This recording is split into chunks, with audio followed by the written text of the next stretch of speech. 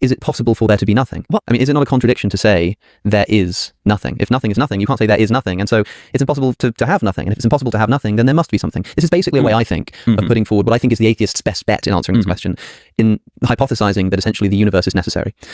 Alex O'Connor is not your typical online atheist debater.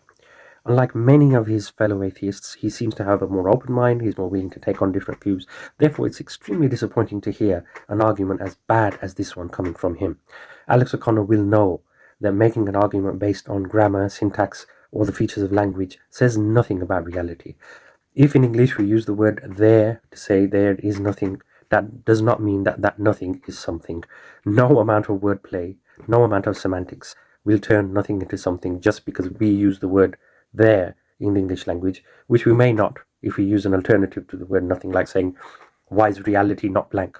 Straight away, nothing has changed in the physical world, but this strange argument, this sophistry, this wordplay becomes redundant in a moment.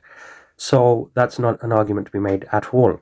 And what we see is that, as open-minded as some atheists might be and willing to engage with arguments about God, when backed into a corner like this, very often sophistry plays its role in avoiding what seems to be an unpalatable reality. And the reality is this, that no atheist argument in any way whatsoever can explain why there is something rather than nothing, and why they are these things rather than others. So just imagine reality is completely blank.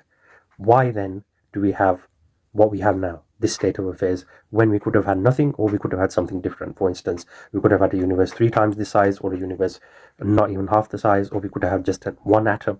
There are so many possibilities. Something actualized some possibilities and didn't actualize others. That is an exercise of choice, and choice is made by a being with consciousness, will, and power. And that's the fundamental difference. Whatever atheist answer comes up for how the universe could be, there was some basic form of matter and that changed or evolved.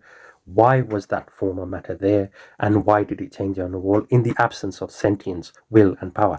And if you acknowledge it has sentience, will, and power, then you have acknowledged God. But we have at least crossed the first hurdle here. So the atheists are now saying there is something that does not need to be created or caused by something else. We agree with that. So the next question is, what then can choose what exists and what doesn't exist? What can keep things in existence, laws in existence? What can compel matter to act in a particular way? There is absolutely no way to get around it. God is the answer, whether we like it or not.